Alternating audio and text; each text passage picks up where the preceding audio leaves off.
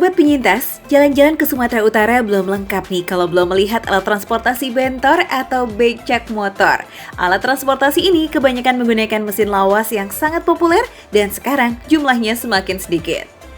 Bunyi dentuman mesin khas motor gede menggelegar di jalanan Pematang Siantar.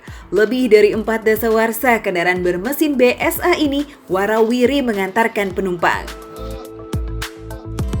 Bagi pelancong yang menyukai wisata air, bisa datang ke kolam pemandian umum Bah Damanik. Di sini kita dapat menikmati fasilitas dan wahana yang mumpuni bersama keluarga. Kolam pemandian ini terletak di Kabupaten Simalungun yang berjarak sekitar 20 km dari kota Pematang Siantar. Bah Damanik selalu ramai dengan pengunjung dari berbagai daerah yang ingin menikmati wisata air. Pemandian alam di Kabupaten Simalungun ini terkenal dengan airnya yang segar dan berwarna kehijauan, serta suasana alamnya dan pepohonan yang asri. Dengan harga tiket Rp3.000, pengunjung bebas menikmati kesejukan dari sumber mata air Bah Damanik. Air kolamnya hanya setinggi 1 meter, dan bagi yang ingin menikmati kucuran air, bisa mendekati air terjun kecil ini untuk melengkapi sensasi bermain air.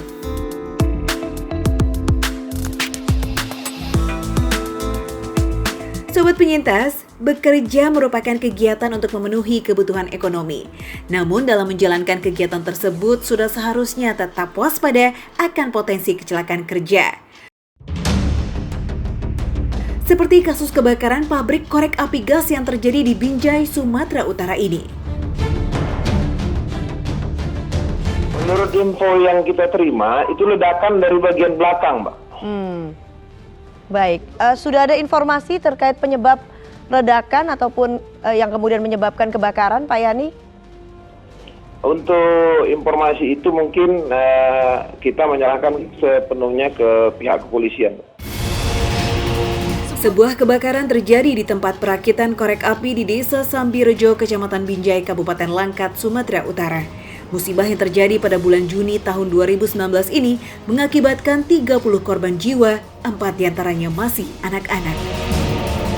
Kebakaran diduga berawal saat salah seorang karyawan mencoba menyalakan sebuah korek api gas. Namun setelah menyalakan korek api tersebut, tiba-tiba meledak dan menyambar korek api yang lain. Karena posisi karyawan yang berada di belakang rumah serta kondisi pintu dan jendela tak dapat dibuka, membuat korban tidak bisa keluar menyelamatkan diri. 4 orang berhasil selamat dari kebakaran tragis tersebut.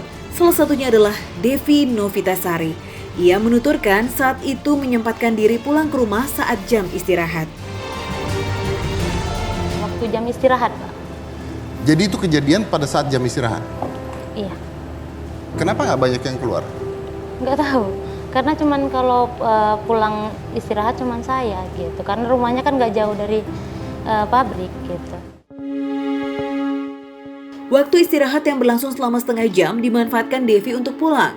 Peristiwa kebakaran tempatnya bekerja baru diketahui beberapa saat setelah api membesar.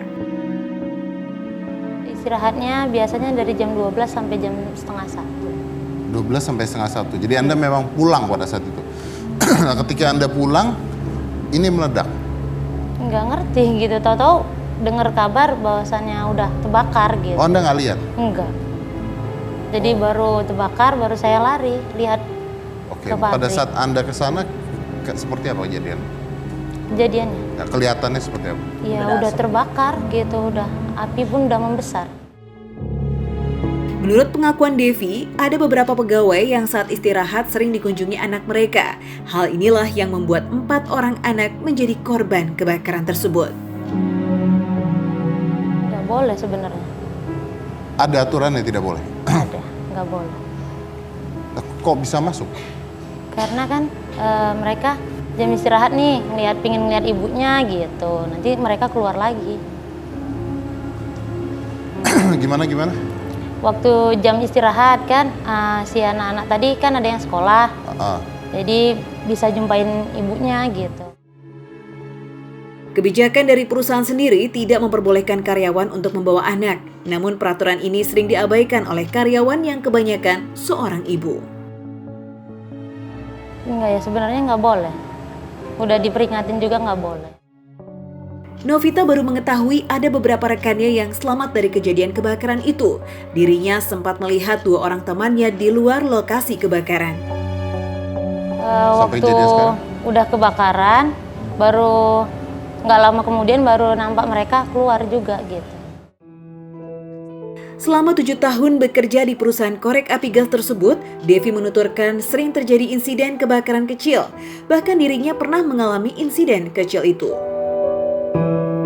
Ya paling apinya agak membesar, jadi kena di tangan, jadi jatuhkan ke lantai.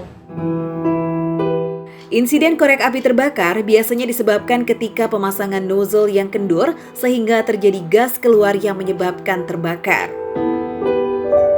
Mungkin pemasangan nozzle-nya kurang kencang gitu.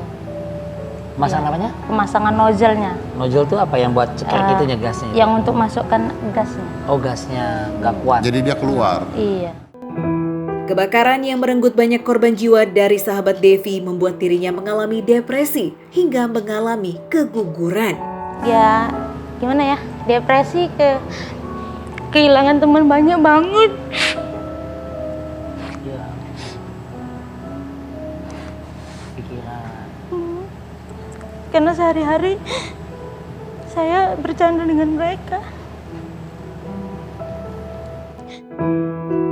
Tidak hanya Devi yang kehilangan rekan sesama pekerja di pabrik korek api tersebut. Kenyataan pahit harus diterima Rusmanto, seorang ayah yang istri dan kedua anaknya menjadi korban kebakaran. Rasa kehilangannya hanya bisa ditumpahkan dengan memeluk bantal dan guling milik anak dan istrinya. Hal ini dilakukan untuk mengusir kerinduan terhadap keluarganya. Tiap hari Mas tidur dengan memeluk bantal ini? Iya. Sampai sekarang? Sampai sekarang. Pernah dimimpin nggak, Mas? Sekali sama istri. Sama istri? Sama istri. Apa yang... Cuman bentar dia jumpa. Bang, kalau bisa baca Al-Quran, dia bilang. Baca Al-Quran. Nah, alhamdulillah saya bacakan apa yang saya bisa. Mudah-mudahan dia udah tenang di sana. Amin. Amin. Amin ya rabbal alamin. Setelah kejadian kebakaran itu, Rusmanto mengaku belum dapat lepas dari trauma akibat kehilangan anak dan istri. Artinya Bapak sekarang masih tinggal di sana atau udah bekerja lagi atau gimana? Masih di rumah, Pak. Sendiri dong berarti? Sama mama saya. Karena rumah saya sama rumah mama saya kan jauh. Antara 6 jam sampai 7 jam. Jadi nggak saya kasih pulang dulu gitu, suruh nemenin Oh, saya jadi dulu. ibu nemenin Iya. masnya di sana. Kehilangan seseorang yang dikasihi merupakan kesedihan yang sangat mendalam dan sulit dilupakan. Keseharian bersama keluarga bisa saja terenggut karena kelalaian yang dilakukan. Tiada satu orang pun yang menginginkan sebuah musibah menimpa dirinya. Semoga dari pengalaman ini dapat diambil hikmahnya agar lebih memperhatikan keselamatan dalam lingkungan tempat Anda bekerja.